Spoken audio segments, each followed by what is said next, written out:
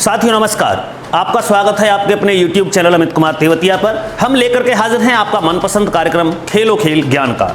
जी हाँ, एक लंबी यात्रा के बाद खेलो खेल ज्ञान का 10वां एपिसोड हम लेकर के आ चुके हैं। आप लाइव चैट के माध्यम से फटाफट जुड़ जाइए, ऑनलाइन आ जाइए और प्रश्नों को ध्यान से सुनें और उनके उत्तर दें और कोशिश करें कि आज आप भी चयनित हों प्रथम स्थान के लिए।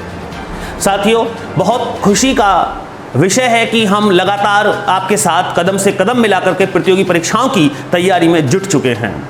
वहीं 26 जुलाई को हमने ऑपरेशन विजय दिवस के रूप में मनाया। माननीय प्रधानमंत्री जी का आदेश हुआ कि आज की युवा पीढ़ी को इसके किस्से शेयर किए जाएं। हमारे देश के जांबाज सूरवीरों की साहस भरी शौर्यपूर्ण गाथाएं आपको बताई जाएं। साथियों, 26 जुलाई को कारगिल विजय दिवस के रूप में हम मनाते हैं और अपने देश के उन सूरवीरों को शत शत नमन करते हैं जिन्होंने अपनी शहादत देकर के इस देश की सीमाओं की सुरक्षा की और हमें प्रत्येक अवसर पर खुश रहने का अवसर प्रदान किया।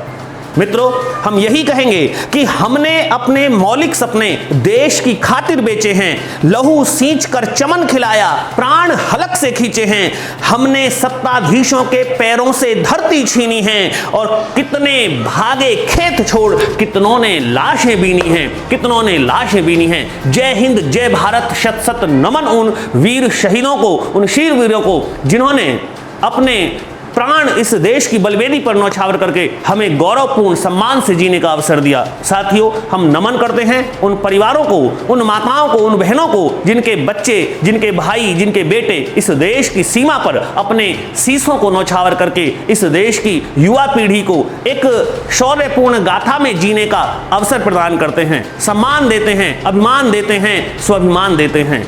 ऐसे सूरवीरों के याद में हम प्रत्येक वर्ष 26 जुलाई को कारगिल विजय दिवस के रूप में मनाते हैं। आइए उन वीरों को शत शत नमन करते हुए बढ़ते हैं खेलो खेल ज्ञान के 10वें एपिसोड को लेकर के और कोशिश करेंगे कि जिन्होंने यह सुंदर सा गुलदस्ता हिंदुस्तान हमें दिया है, अब इसको संवारने का काम, इसको संजोने का काम आज की युवा पीढ़ी करे। अपने आसपास सफाई रखें, स्वच्छता रखें, बीमारी से बचें और भारत सरकार के दिशा निर्देशों का पालन करें। आइए शुरू करते हैं खेलो खेल ज्ञान का 10वां एपिसोड।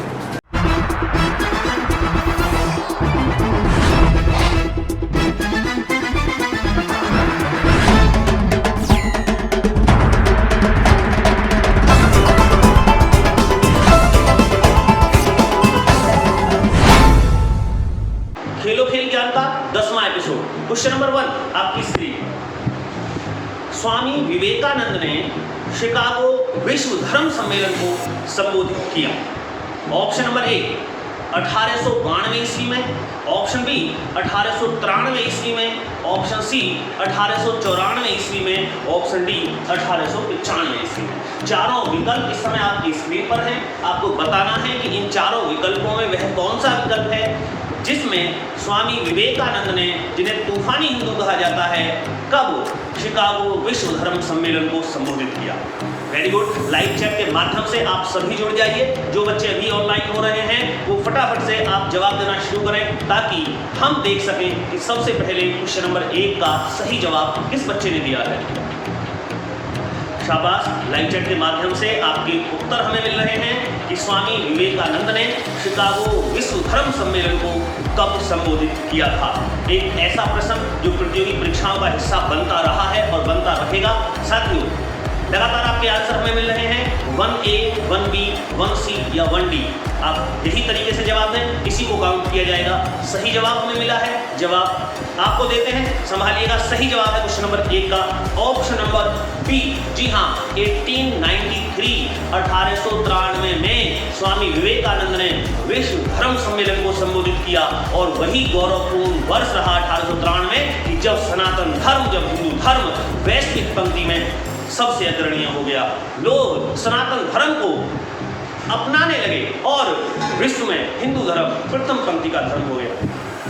आगे बढ़ते हैं आपकी स्क्रीन पर question number 2। Statue of Liberty America को किस देश ने उपहार स्वरूप प्रदान किया। Option A Britain, option B France, option C रूस, ऑप्शन डी ऑस्ट्रिया।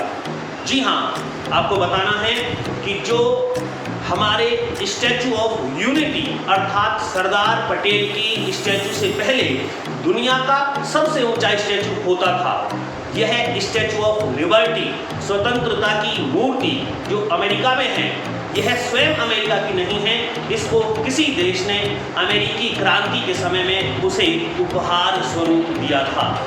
बताना है आपको, चारों विकल्प इस समय आपकी स्क्रीन पर हैं कि किस देश ने यह उपहार प्रदान किया। ब्रिटेन ने, फ्रांस ने, रूस ने या ऑस्ट्रिया ने। बहुत सारे बच्चे जो प्रतियोगी परीक्षाओं से जुड़े हुए हैं लाइव चैट के माध्यम से हमें सही जवाब दे रहे हैं। बारी हमारी है, आपको सौंपते हैं क्वेश्चन नंबर 2 का सही जवाब है ऑप्शन नंबर बी। जी हाँ, फ्रांस।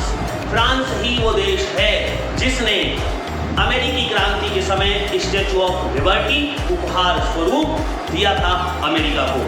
93 मीटर की ऊंचाई अर्थात 151 फीट की ऊंचाई का जो इस समय दुनिया में दूसरा सबसे बड़ा स्टैचू है, क्योंकि सबसे पहले नंबर का ऊंचाई में statue of unity in India Gujarat के अंदर हो चुका है। आगे बढ़ते हैं, देखते हैं आपकी स्क्रीन पर क्वेश्चन नंबर 3। बांग्लादेश का गठन भारत पाकिस्तान के किस युद्ध का परिणाम है? जी हाँ, आपको बताना है कि बांग्लादेश का गठन किस युद्ध के बाद हुआ। यह भारत पाकिस्तान का कौन सा युद्ध था? ऑप्शन ए है 1965, बी 1971, सी 1980 और डी 1962। जवाब दीजिएगा कि इन चारों वर्षों में भारत पाकिस्तान का युद्ध किस वर्ष हुआ जिसमें बांग्लादेश का जन्म हुआ। साथियों, बांग्लादेश को पहले हम पूर्वी पाकिस्तान के नाम से जानते थे, लेकिन किस महायुद्ध ने जो भारत और पाकिस्तान के बीच हुआ, बांग्लादेश का एक जन्म दिया, बांग्लादेश उसमें आया। आपको बताना है पूर्वी पाकिस्तान का नाम बांग्लादेश रखा गया। लाइव चैट में बने रहें, आप हमारे साथ खेल रहे हैं खेलो खेल ज्ञान का एपिसोड 10। क्वेश्चन नंबर 3 आपकी स्क्रीन पर है, विकल्प दिए गए हैं, सोच समझकर जवाब है।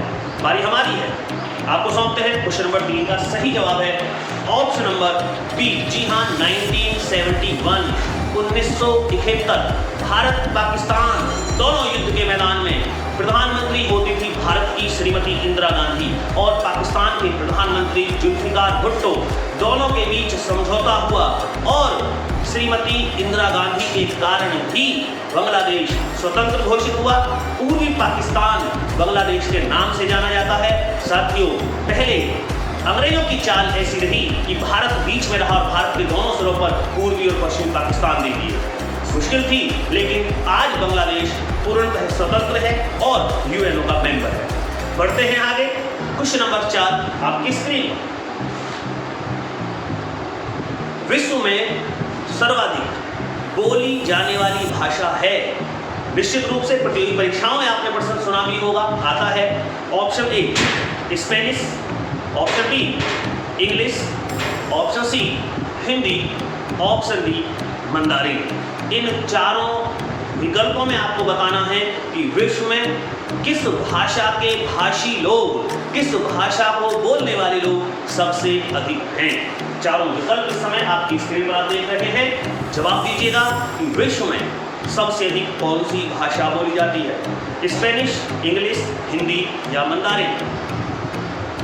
वेरी गुड, आपके लगातार आंसर हमें मिल रहे हैं, आप भागीदार ही हैं, आप अपना खेल में जवाब देते रहें 4A, 4B, 4C या 4D तक।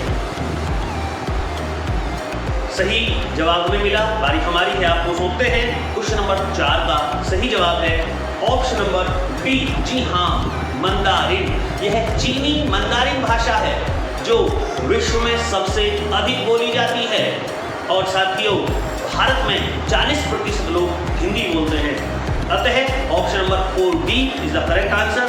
नेक्स्ट क्वेश्चन आपकी स्क्रीन पर 5। भारत में राष्ट्रीय कवि का दर्जा किसे दिया गया है? भारत का राष्ट्र कवि कौन है?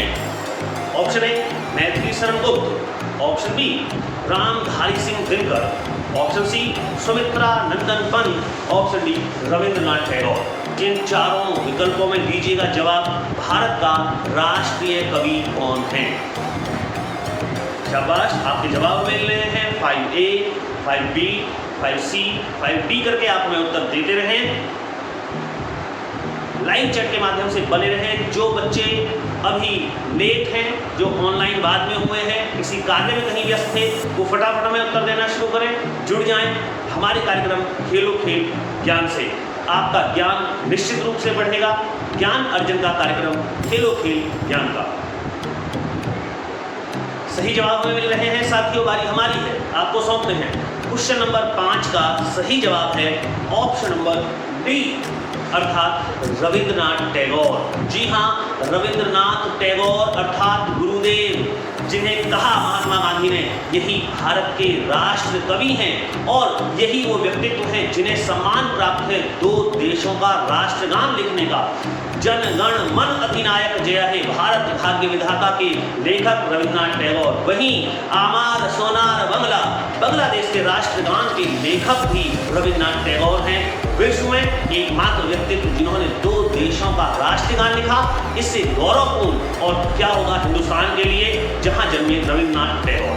आगे बढ़ते हैं, आपकी स्क्रीन पर क्वेश्चन 6।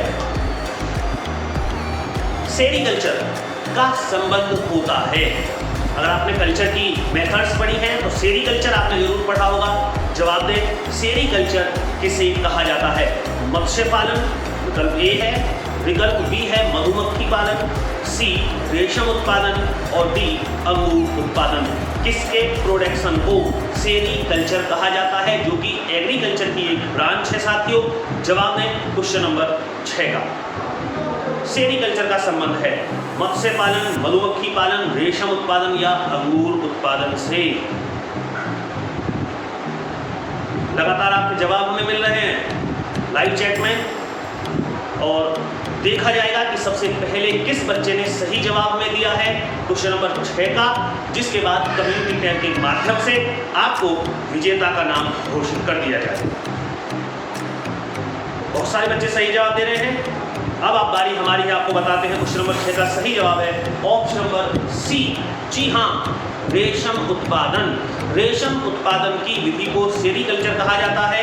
ध्यान से सुने, मत्स्य पालन पीसी कल्चर होता है, मधुमक्खी पालन एपी कल्चर होता है और अंगूर उत्पादन को वीटी कल्चर कहा जाता है। यहाँ 4 विकल्प हैं, चारों विकल्पों के बारे में बता दिया गया है कि यह किस शाखा के अंतर्गत इनके उत्पादन के विषय में जाना जाता है। आगे बढ़ते हैं, क्वेश्चन नंबर 7 आपकी स्क्रीन पर। भारत का पीट्सबर्ग। यदि आपने हमारी पुरानी खेलो खेल ज्ञान की वीडियोस देखी हैं तो उसमें भी बताया जा चुका है कि भारत का पीट्सबर्ग कहलाता है। Option A New Delhi, option B Jamshedpur, option C Coimbatore और ऑप्शन डी कोलकाता। इन चारों भारतीय शहरों में कौन सी एक जगह है जिसे भारत का पीट्सबर्ग कहा जाता है? शाबाश, लगातार लाइव चैट में बने रहें। बहुत जल्दी खटाखट आप आंसर दीजिएगा, समय कम होता है और हम भी आपका इंतजार करते हैं कि जब तक आपके उत्तर हमें मिलते रहेंगे हम आपको जवाब देने की कोशिश करें, ताकि आप उसके बाद अपने सवाल के उत्तर को चेक कर सकें कि आपने क्या जवाब दिया है और आप सीख सकें कि भारत का पीट्सबर्ग किस नगर को कहते हैं। बारी हमारी है, आपको सौंपते हैं। देखिएगा कि क्या आपका जवाब हमारे जवाब से मेल खाता है। सही जवाब ऑप्शन नंबर बी। जी हाँ, जमशेदपुर ही वह नगर है जिसे भारत का पीट्सबर्ग बोलते हैं। आखिर क्यों? क्योंकि पीट्सबर्ग नगर है अमेरिका के अंदर, जहाँ इस्पात बहुत अत्यधिक उत्पादन हुए होता है और इस्पात की नगरी हम बोलते हैं पीट्सबर्ग को अमेरिका में। इसी प्रकार भारत के अंदर इस्पात उत्पादन में जमशेदपुर का महत्वपूर्ण स्थान है। सही जवाब ऑप्शन नंबर बी। आपकी स्क्रीन पर खेलो खेल ज्ञान के 10वें एपिसोड का 8वां प्रश्न।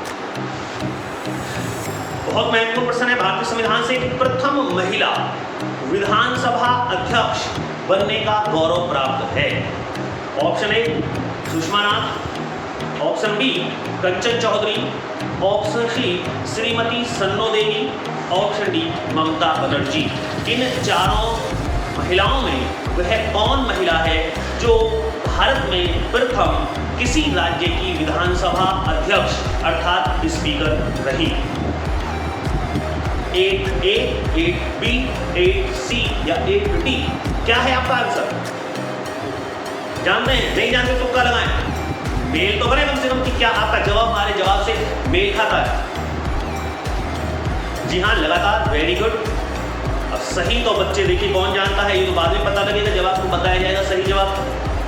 बता दें, क्वेश्चन नंबर 8 का सही जवाब है ऑप्शन नंबर सी। जी हाँ, श्रीमती सन्नो देवी। श्रीमती सन्नो देवी विधानसभा अध्यक्ष रही हरियाणा की, और यह प्रथम महिला थी जो भारत में किसी राज्य की प्रथम स्पीकर चुनी गई। यहाँ चारों विकल्पों पे आप ध्यान दे सकते हैं। सुषमा नाथ, प्रथम वित्त सचिव महिला होने का गौरव प्राप्त है।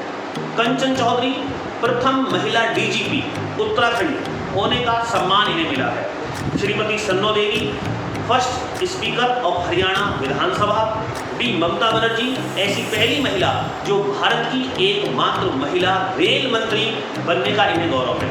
आगे बढ़ते हैं, क्वेश्चन नंबर 9 आपकी स्क्रीन। सर्वोच्च न्यायालय के प्रथम मुख्य न्यायाधीश कौन थे?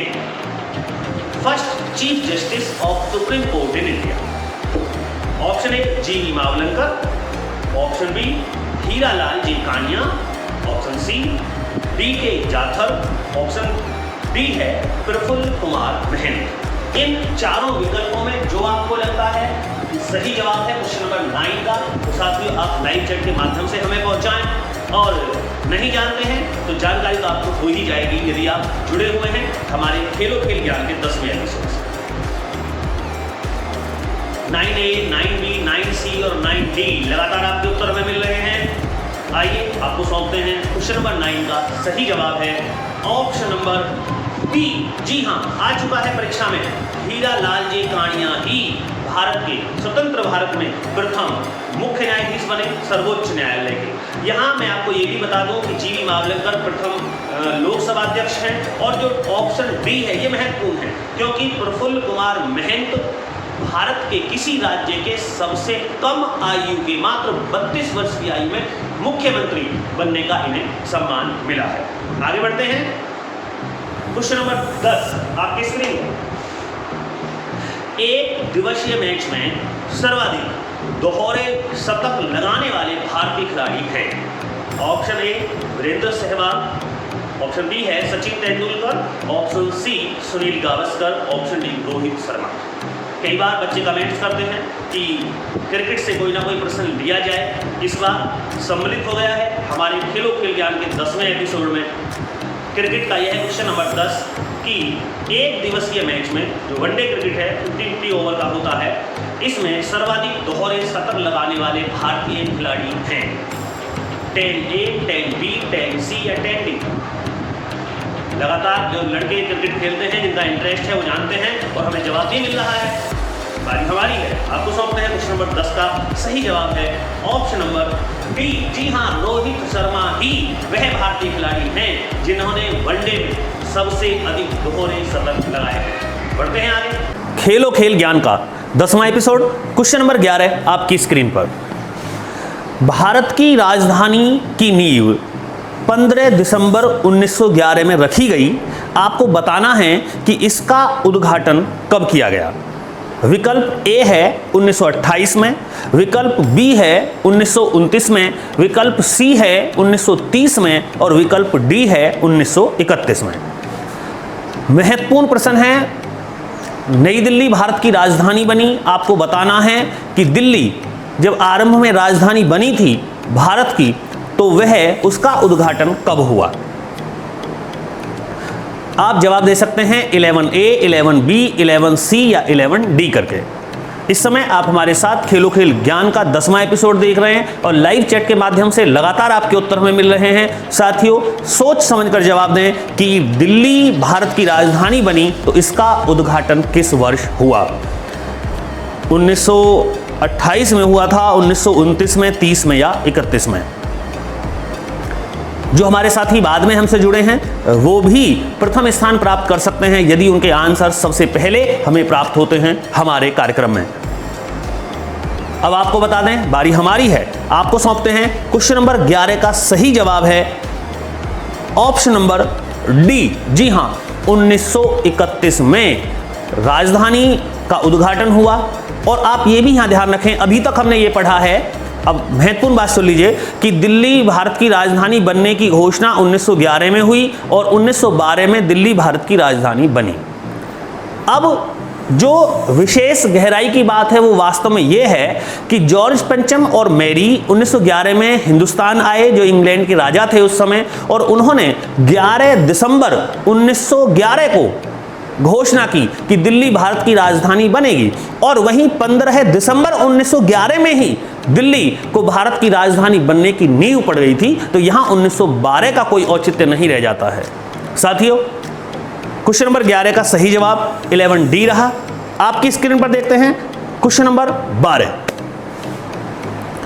अंतर्राष्ट्रीय युवा दिवस मनाया जाता है। विकल्प ए है 12 जनवरी, विकल्प बी है 12 फरवरी, ऑप्शन सी है 12 जुलाई और ऑप्शन डी है 12 अगस्त। दीजिएगा जवाब कि अंतर्राष्ट्रीय युवा दिवस, इंटरनेशनल यूथ डे, किस तारीख को मनाया जाता है? 12A, 12B, 12C या 12D? क्या है आपका आंसर? लाइव चैट में देते रहे हमें आंसर। Very good. लगातार आपके उत्तर हमें प्राप्त होते हैं और आप सीखते हैं, आप जानकारी लेते हैं। प्रतियोगी परीक्षाओं में एक मेरुदंड का कार्य करता है हमारा कार्यक्रम खेलो खेल ज्ञान का। साथियों, हमारे साथ आप लगातार जुड़े रहें, अपने साथियों को वीडियो शेयर करें ताकि वो भी सीखें, जानें और प्रतियोगी परीक्षाओं में सफलता हासिल करें। क्वेश्चन नंबर 12 का सही जवाब हमें बहुत बच्चों ने दिया है। आपको जानकारी देते हैं, अंतर्राष्ट्रीय युवा दिवस मनाया जाता है ऑप्शन नंबर डी। जी हां, 12 अगस्त को। 12 जनवरी जो बच्चे हमें आंसर दे रहे थे, साथियों 12 जनवरी राष्ट्रीय युवा दिवस है। यह स्वामी विवेकानंद के जन्म दिवस पर, जन्म जयंती पर मनाया जाता है हिंदुस्तान में। लेकिन यहां प्रश्न में पूछा गया है अंतर्राष्ट्रीय युवा दिवस, इंटरनेशनल यूथ डे के विषय में बात हो रही है, ना कि भारत के यहां युवा दिवस के विषय में पूछा जा रहा है। इसीलिए सही जवाब है ऑप्शन नंबर डी 12 अगस्त। और इसमें हम विश्व हाथी दिवस के रूप में भी मनाते हैं। वर्ल्ड एलिफेंट डे भी 12 अगस्त को मनाया जाता है और इंटरनेशनल यूथ डे भी 12 अगस्त को ही मनाया जाता है।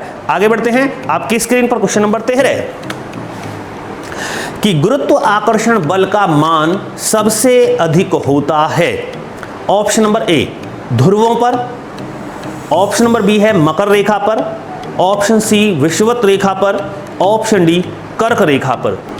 गुरुत्व आकर्षण बल का सबसे अधिक मान कहां होता है?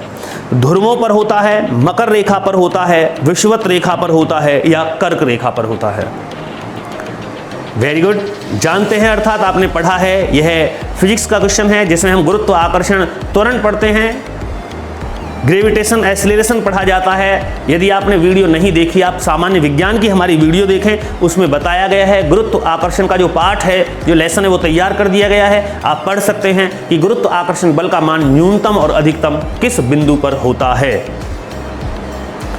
लगातार हमें उत्तर दे रहे हैं बच्चे, शायद जानते हैं अधिकतर बच्चे। बारी हमारी है, आपको सौंपते हैं क्वेश्चन नंबर 13 का सही जवाब है ऑप्शन नंबर ए। जी हां, ध्रुवों पर ही गुरुत्व आकर्षण का मान सबसे अधिक होता है। और यदि न्यूनतम पूछते, ऑप्शन नंबर ए ठीक हो गया, 13A राइट आंसर है। लेकिन अगर यहां न्यूनतम पूछा जाता तो हमें जवाब देना होता विषुवत रेखा पर गुरुत्व आकर्षण का मान सबसे कम होता है। पृथ्वी से ऊपर जाएं या नीचे जाएं तो भी गुरुत्व आकर्षण का मान घटता ही है। सर्वाधिक होता है ध्रुवों पर और सबसे कम होता है विषुवत रेखा पर। वैसे 9.8 मीटर पर सेकेंड स्क्वायर जो ग्रेविटेशन एक्सीलरेशन है, that is the value of gravity. आगे बढ़ते हैं, देखते हैं आपकी स्क्रीन पर क्वेश्चन नंबर 14।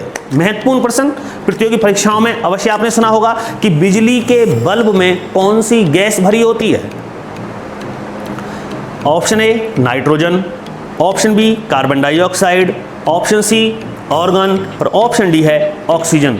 इन चारों गैसेस में कौन सी एक गैस बिजली के बल्ब में भरी होती है? दीजिएगा जवाब, नाइट्रोजन, कार्बन डाइऑक्साइड, ऑर्गन या ऑक्सीजन।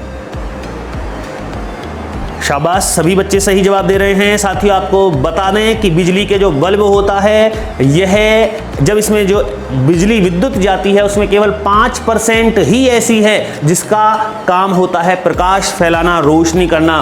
बाकी 90 से 95% तक जितनी भी बिजली उसमें जाती है केवल वह ऊष्मा उत्पन्न करती है। अर्थात बल्ब एक ऐसी विद्युत युक्ति है जिसमें बिजली बहुत अधिक व्यय होती है, खर्च होती है।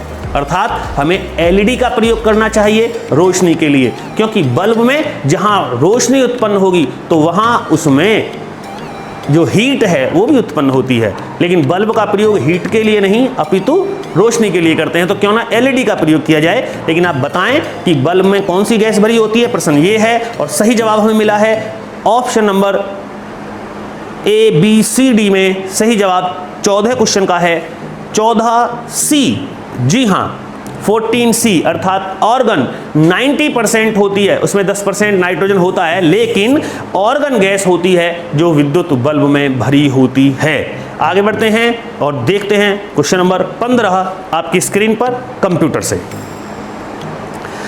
वह हैकर जिसके इरादे आपराधिक या दुर्भावनापूर्ण नहीं होते हैं कहलाता है। जी हाँ, वह हैकर जिसके इरादे आपराधिक या दुर्भावनापूर्ण, किसी को नुकसान देने के लिए नहीं होते हैं, उसे कंप्यूटर भाषा में क्या कहा जाता है। ऑप्शन ए है ब्लैक हैट, ऑप्शन बी है white hat, option C adware और ऑप्शन डी कनेक्टर। दीजिएगा जवाब। यदि आपने कंप्यूटर पढ़ा है तो आंसर दें, और नहीं पढ़ा है तो आपको कंप्यूटर पढ़ना चाहिए। यू शुड रीड, बिकॉज आपका जो कंप्यूटर है वो अब प्रतियोगी परीक्षाओं में महत्वपूर्ण हिस्सा रखता है। आप कोई भी परीक्षा दें, कंप्यूटर अवश्य आता है।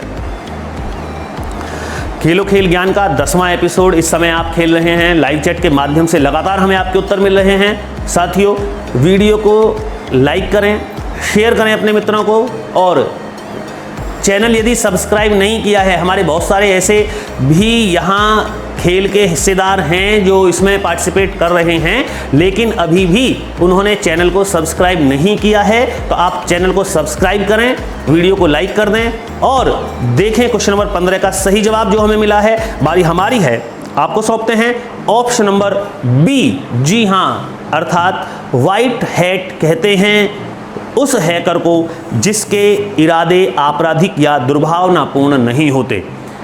अर्थात किसी भी कंप्यूटर को हैक कर लेना, डाटा चोरी कर लेना हैकर होता है, लेकिन जिसका इरादा आपराधिक ना हो, दुर्भावनापूर्ण ना हो, उसे वाइट हैट कहा जाता है। आगे बढ़ते हैं, आपकी स्क्रीन पर देखते हैं क्वेश्चन नंबर 16।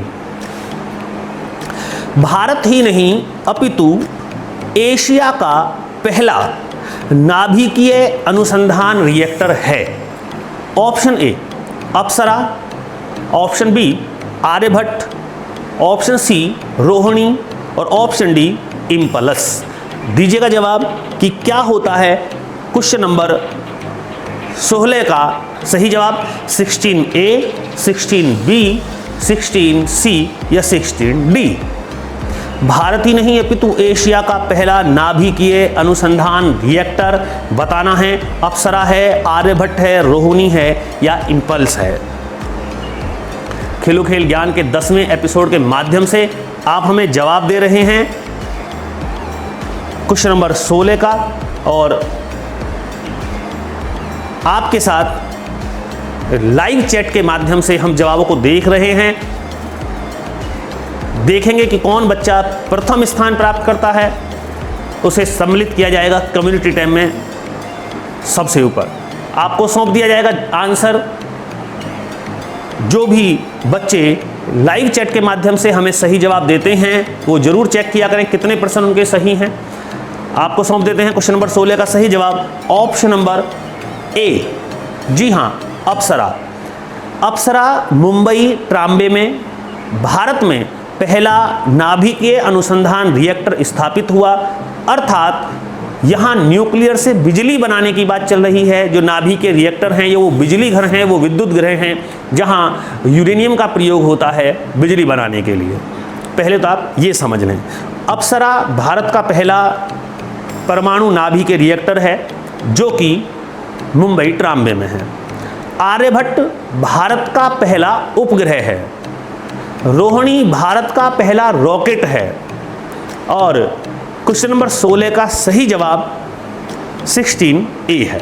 आगे बढ़ते हैं आपकी मोबाइल स्क्रीन पर। क्वेश्चन नंबर 17 है, गहरे समुद्र में गोताखोरों के ऑक्सीजन सिलेंडर में कौन सी गैस मिली होती है?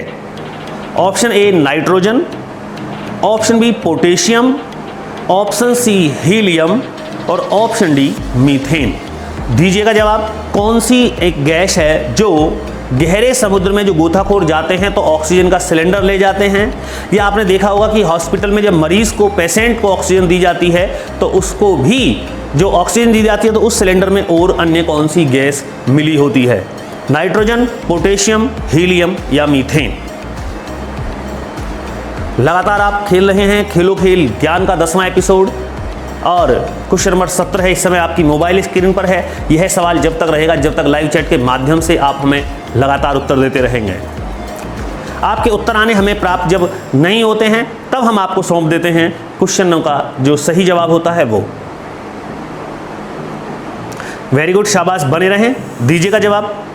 चलिए आपको सौंप देते हैं क्वेश्चन नंबर 17 है का सही जवाब ऑप्शन नंबर सी। जी हाँ, helium.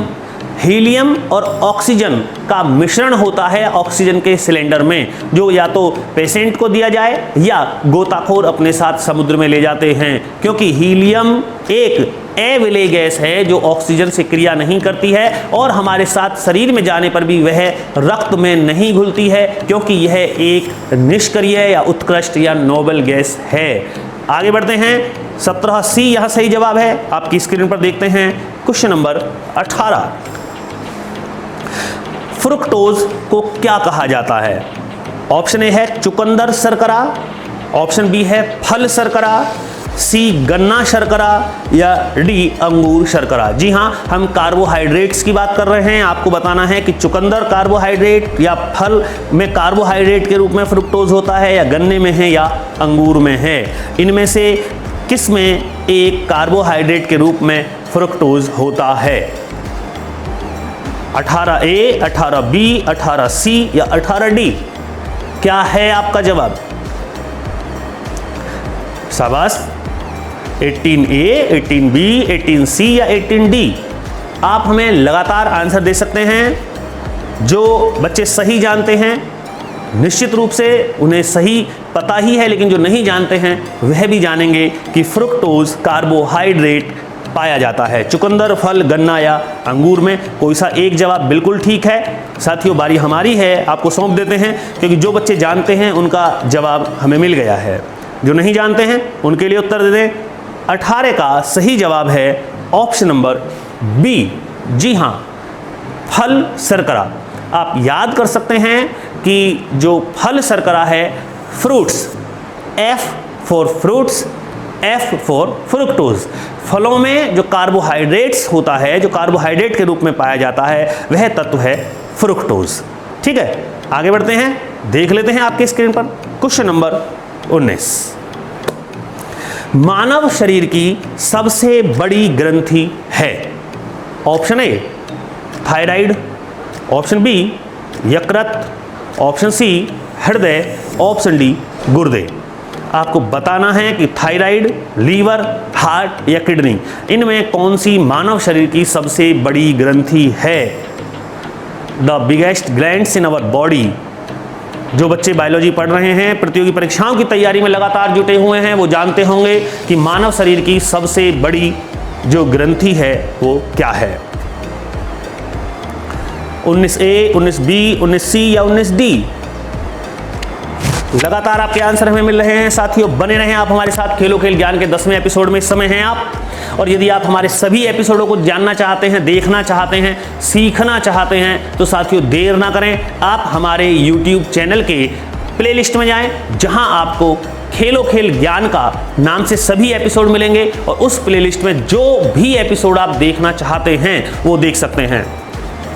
UP police sub inspector की तैयारी के लिए हिंदी शुरू की गई है, समास की वीडियोस आ चुकी हैं, अध्याय 7, अब आगे हम अध्याय 8 शुरू करने वाले हैं। बहुत जल्द आपके लिए लेकर के हाजिर होंगे अपने चैनल पर हिंदी की संपूर्ण वीडियोस। तो आप जुड़े रहें, प्लेलिस्ट में जाकर के देखें और सीखें। आगे बढ़ते हैं, 19वें सवाल का सही जवाब हमें मिला है ऑप्शन नंबर बी, जी हाँ, यकृत अर्थात लीवर ही मानव शरीर की सबसे बड़ी ग्रंथि है। जिन बच्चों ने हमें जवाब दिया है 19 बी, उन बच्चों का जवाब बिल्कुल सही है। केवल देखना यह है कि 19 बी सबसे पहले किस बच्चे ने लाइव चैट के माध्यम से उत्तर पहुंचाया हम तक, अर्थात निर्णायक मंडल तक। आगे बढ़ते हैं आपकी स्क्रीन पर क्वेश्चन नंबर 20।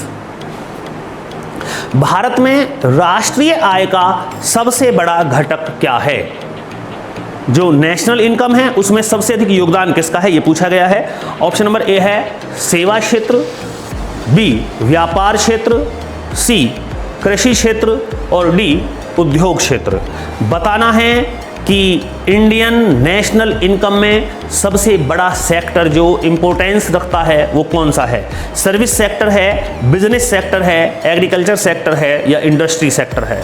इन चारों सेक्टर्स में कौन सा एक सेक्टर है जो मोस्ट इंपॉर्टेंट रोल निभाता है भारत की नेशनल इनकम में।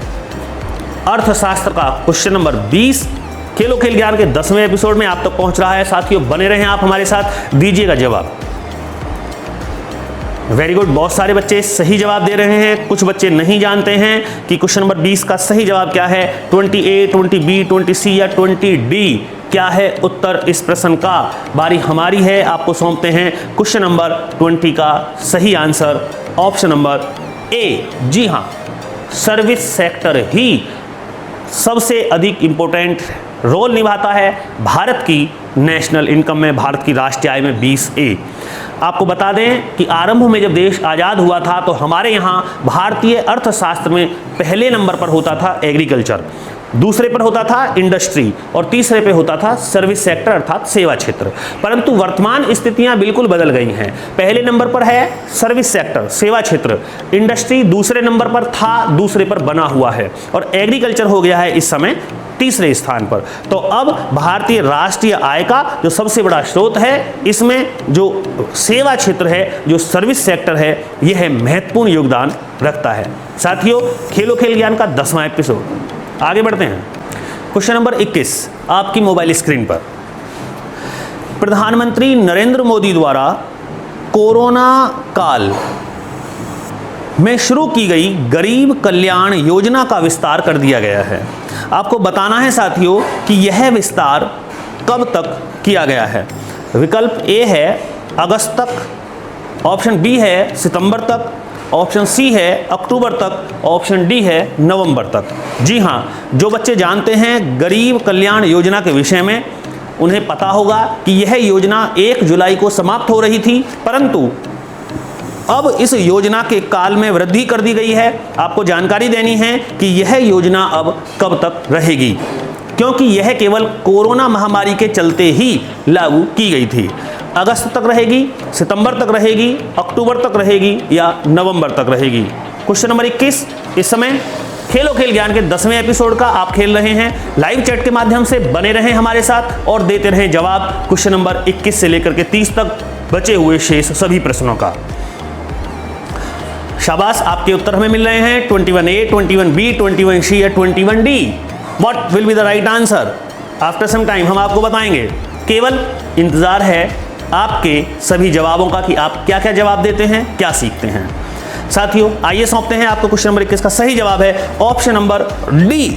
जी हाँ, नवंबर तक माननीय प्रधानमंत्री ने मार्च माह में शुरू की गरीब कल्याण योजना, जिसके माध्यम से फ्री राशन डिस्ट्रीब्यूट होगा बिलो पॉवर्टी लाइन के लोगों को, जो गरीबी रेखा के नीचे हैं, उन्हें कोरोना महामारी के चलते जिनका रोजगार छूट गया है, गरीबी रेखा से नीचे के लोगों के लिए गरीब कल्याण योजना लेकर के आई सरकार और यह 1 जुलाई तक थी। परंतु कोरोना महामारी के बढ़ते हुए केसेस को देख करके इस योजना का भी विस्तार सरकार ने किया।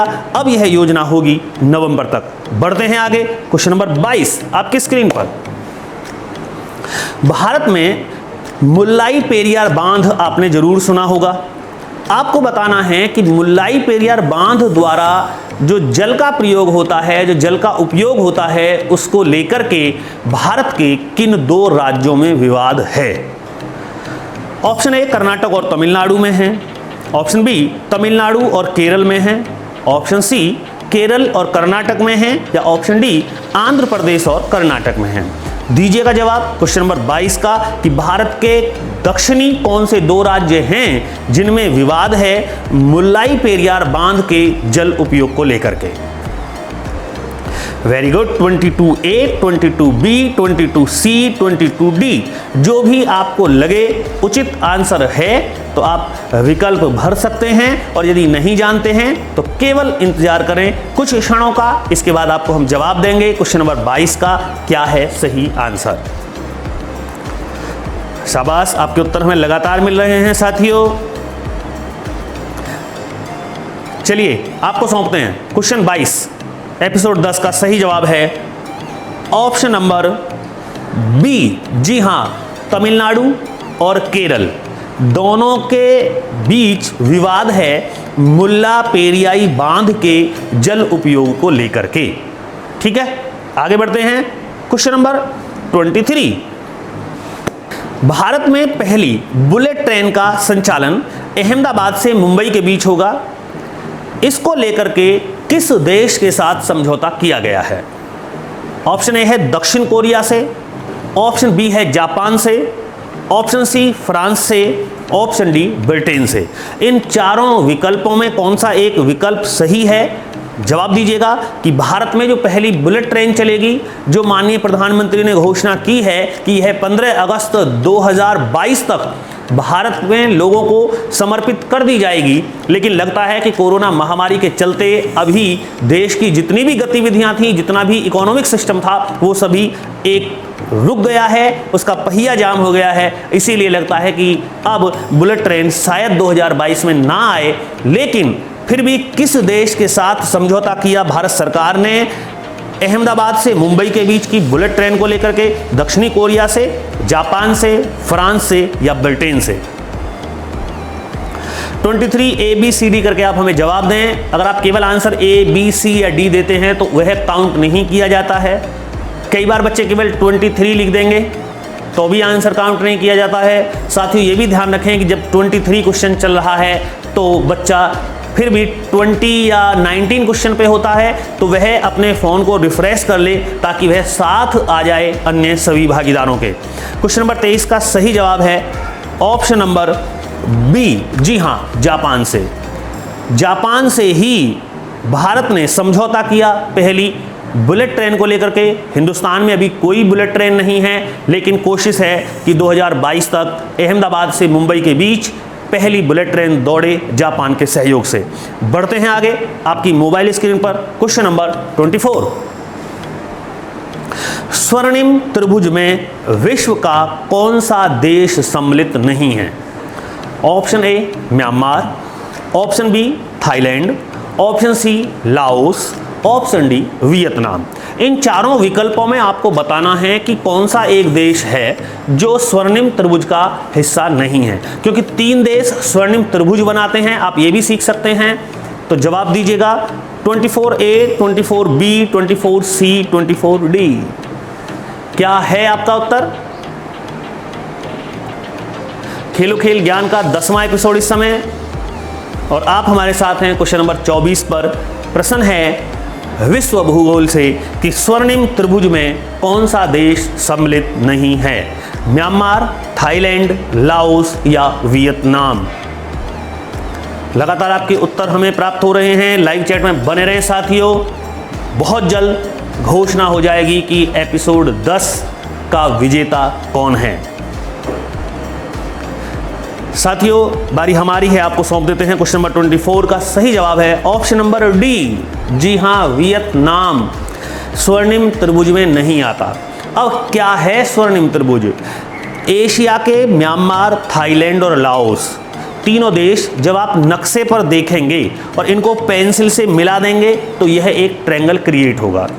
यह तीनों देश बदनाम हैं नशीले पदार्थों को लेकर के। नशीले पदार्थों की उपज करते हैं, नशीले पदार्थों का विश्व में फैलाने का कार्य जो है वो इन तीनों देशों का है। तो नशीले पदार्थों के व्यापार को लेकर के स्वर्णिम त्रिभुज देश विश्व में बदनाम देश हैं, इसमें वियतनाम नहीं आता। बढ़ते हैं आगे आपकी मोबाइल स्क्रीन पर क्वेश्चन नंबर 25। विश्व में सबसे छोटी अंतर्राष्ट्रीय सीमा का निर्धारण करने वाले देश हैं? ऑप्शन चीन व रूस, ऑप्शन बी रूस व फिनलैंड, ऑप्शन सी जर्मनी व फ्रांस, और ऑप्शन डी है मोरक्को और स्पेन। जी हाँ, मोरक्को और स्पेन, जर्मनी व फ्रांस, रूस व फिनलैंड, चीन व रूस। साथ ही आपको बताना है कि इन देशों में, इन विकल्पों में कौन से वो दो देश हैं जो अंतर्राष्ट्रीय स्तर पे सबसे छोटी सीमा बनाते हैं। शाबाश, 25A, 25B, 25C, 25D आपके उत्तर हमें मिल रहे हैं। और साथियों ये भी मैं आपको बता दूं कि यदि आपको किसी प्रश्न को लेकर के डाउट है तो आप कमेंट्स कर सकते हैं, आप पूछ सकते हैं। हो सकता है कि हमने किसी प्रश्न का जवाब आपको यहाँ से अगर गलत दिया है या मैच नहीं करता है तो कोई बात नहीं, गलतियाँ होती हैं, उनको सुधार किया जा सकता है। अगले एपिसोड में आपको बता दिया जाएगा। अगर कोई ऐसी बात है आप बिल्कुल परेशान ना हो, जवाब दें 25 क्वेश्चन का। बारी हमारी है, आपको सौंपते हैं क्वेश्चन नंबर 25 का सही जवाब ऑप्शन नंबर डी। जी हाँ, मोरक्को और स्पेन वर्ल्ड के वो दो देश हैं जिनमें जो अंतर्राष्ट्रीय सीमा है वो सबसे छोटी है। ठीक है, आगे बढ़ते हैं, देखते हैं आपकी मोबाइल स्क्रीन पर क्वेश्चन नंबर 26। ब्राह्मणों पर जजिया कर लगाने वाला सुल्तान था? Option A Firoz Tughlaq, option B Mohammad Tughlaq, option C Balban, option D Alauddin Khilji. जी हाँ, यह जो मध्यकालीन इतिहास के बाद शुरू होता है, जो हमारा मुस्लिम इतिहास है, यह प्रश्न वहीं से है कि दिल्ली सल्तनत में जो सल्तनत काल था, जो कुतुबुद्दीन ऐबक से शुरू होता है और जाता है इब्राहिम लोदी पानीपत के प्रथम युद्ध तक, उसका प्रश्न है कि ब्राह्मणों पर जजिया कर लगाने वाला सुल्तान था? फिरोज तुगलक, मोहम्मद तुगलक, बलबन या अलाउद्दीन खिलजी?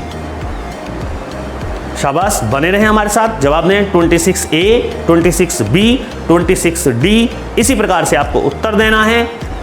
और साथियों आपके आंसर हमें लगातार मिलते रहते हैं लाइव चैट में, हम भी नोटिस करते हैं उनको। आप बाद में भी लाइव चैट को देख सकते हैं। अगर आप बाद में 26 क्वेश्चन में देखना चाहते हैं कि सबसे पहले किस बच्चे ने जवाब दिया है, तो खेल खत्म होने के बाद में, कार्यक्रम समाप्त होने के बाद में आप उसी प्रश्न पर जाएं, 26 को ही देखें। आपको 1 से लेकर 26 देखने की आवश्यकता नहीं है। 26 पे जाएं और नीचे जहां लाइव चैट लिखा होता है वहां क्लिक करें, तो आपको 26 प्रश्न के विषय में जो भी लाइव चैट होगी उसमें मिल जाएगा 26 का जो जवाब है वो किस बच्चे ने सबसे पहले सही दिया है। आप स्वयं भी नोटिस कर सकते हैं।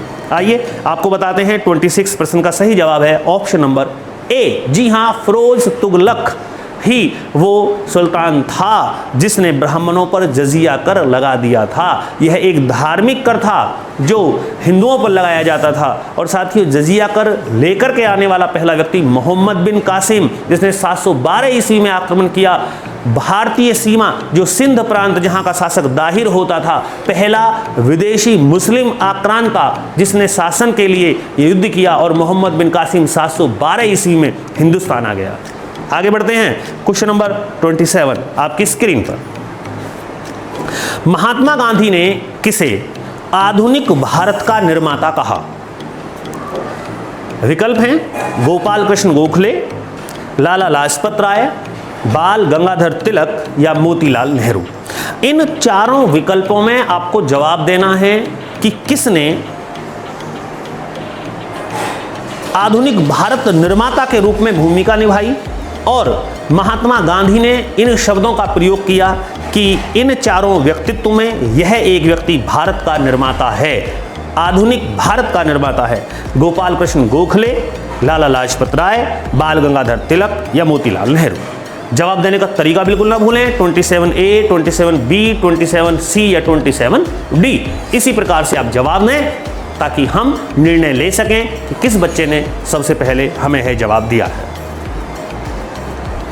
शाबाश, लाइव चैट के माध्यम से आपके जवाब हमें मिल रहे हैं। आप इस समय हमारे साथ बने हुए हैं खेलो खेल ज्ञान का एपिसोड 10। बिल्कुल ना भूलें, प्रत्येक रविवार सुबह 10 बजे लाइव चैट पे आ जाएं और आपके जवाब हमें मिलते रहें। हम कार्यक्रम लेकर के हाजिर होते रहेंगे आपके लिए खेलो खेल ज्ञान का। बारी हमारी है, आपको सौंपते हैं। क्वेश्चन नंबर 27 का सही जवाब है ऑप्शन नंबर सी। जी हाँ, बाल गंगाधर तिलक को महात्मा गांधी ने आधुनिक भारत का निर्माता कहा। गोपाल कृष्ण गोखले जो महात्मा गांधी के राजनीतिक गुरु थे। लाला लाजपत राय जिन्होंने साइमन कमीशन वापस जाओ के समय जो लाठीचार्ज हुई और अपने प्राण त्यागे। साथियों, मोतीलाल नेहरू पंडित जवाहरलाल नेहरू के पिताजी।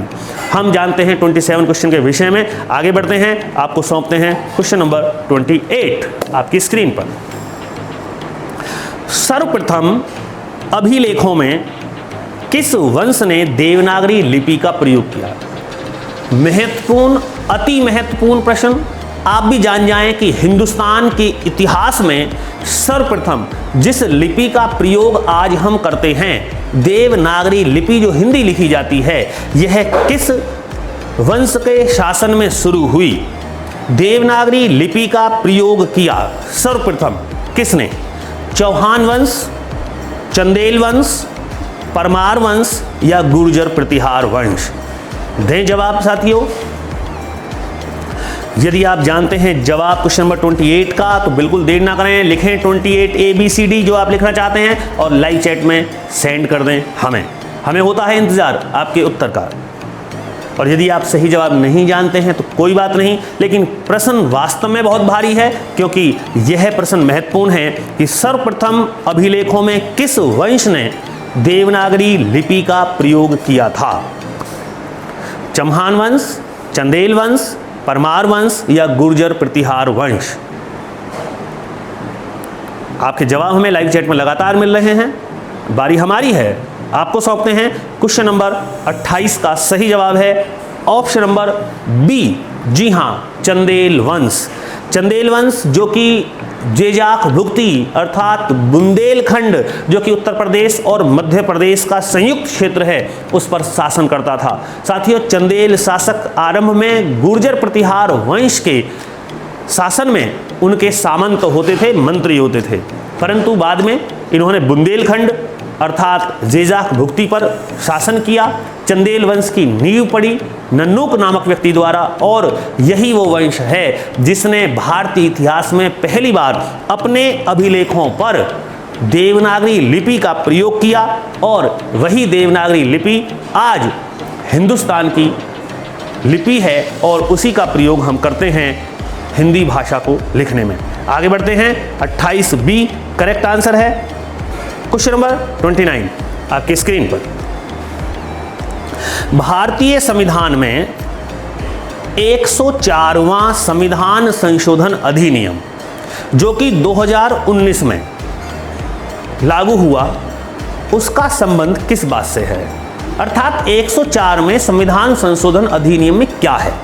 विकल्प ए है सवर्ण जाति आरक्षण से, बी है अन्य पिछड़े वर्ग आयोग से, सी है संसद और विधानमंडल में SC ST आरक्षण से संबंधित है, और डी है महिलाओं को आरक्षण से।